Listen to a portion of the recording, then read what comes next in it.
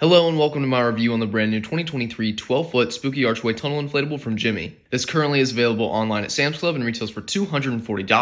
2022 was a big year for inflatable collectors as Gemmy and Sam's Club decided to bring back the iconic haunted house. With its popularity has come another version, and while the outline gives us a minimal look at what's inside, this inflatable has many differences making it unique from last year's. Additional features include red flashing micro LED lights, a projection inside, 8 blinking LED C7s, 1 steady burn, yet however no sound. It's said in the description to have sound animation, of which it has neither. The term sound animation is either in reference to one of the lighting components, or this piece is being falsely advertised. There's no box art due to it being an online exclusive, so the only other things worth pointing out are the box's weight and dimensions. Clocking in at 18 pounds and measuring 20.5 inches in length, 14 inches wide and 18.5 inches tall, it's a hefty box for sure. This can only be acquired if you have a Sam's Club membership, as they unfortunately don't offer a 24-hour pass like BJ's Wholesale. So if you're like me, you'll have to rely on someone who is a member. In my case, it was my uncle, or cave and just get a membership. It seems fair to say haunted houses are back. Heck, they're selling 2 this year, so let's get into the one we have and open it up.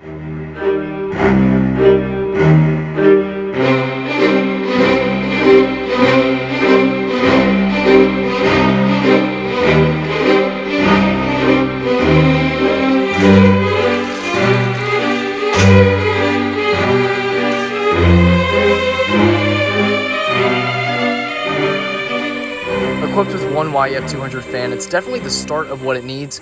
However, the general rule for haunted houses really should be they always have 2 fans.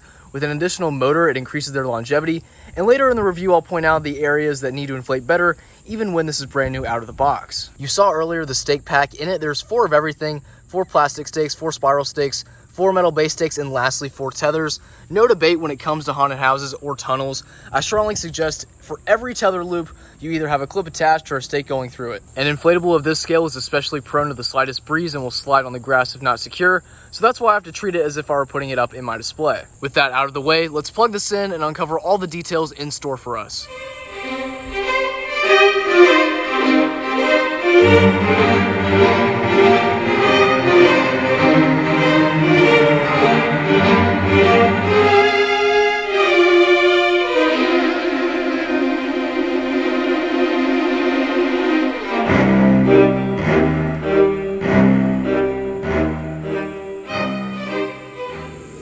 The entrance is a logical place to start and will do just that. Before, when I went over all the lighting features, I neglected 2 pairs of red LED eyes, the first of which is on this spider, covered in tinsel fabric. Always liked it when Gemmy would use that on their inflatables, and it's great to get that here. To the right, we have a tombstone curving inward. I actually really like that. If you look close enough, it almost looks like an arrow guiding people in, and I think that's really clever on their behalf. Just above is one of 3 ghosts as he peers out from the grave, and finally is the doorway, which is flanked by 2 skull torches underneath a beware sign. Migrating towards the side, the back gives us our second pair of red LED eyes. I wish the silhouettes in the turret had them as well. Last year's models, they were green and looked really good. On this one, we just got to settle for the blinking C7s. This is truly a classic color scheme. The purple roof may be the exact same shade as that on the grandfather of haunted houses. You have splattered paint gray to add an illusion of texture, and overall this is much more of what I have in mind when I picture a Gemmy haunted house. Notice how the fan isn't strong enough to get that top part fully inflated. This weakness is exposed even more when it rains, and all of a sudden your haunted house is caved in due to a pool of collected rainwater. But that shouldn't happen, as Gemmy knows this and has provided a net of roughly 3 feet on each side to filter water through. You may still run into the issue if it's absolutely pouring rain, but a drizzle will not have any effect. Taking a look at the projector, at night it seems we're going to be seeing a lot of skulls and some RIP text. The rotating light inside produces a swirling effect while the outer globe remains stationary. You won't find a haunted house that wants to explode, just the nature of the beast, but if you would like to get yours inflating a bit better, there's a large enough zipper towards the front where you could sneak an additional fan.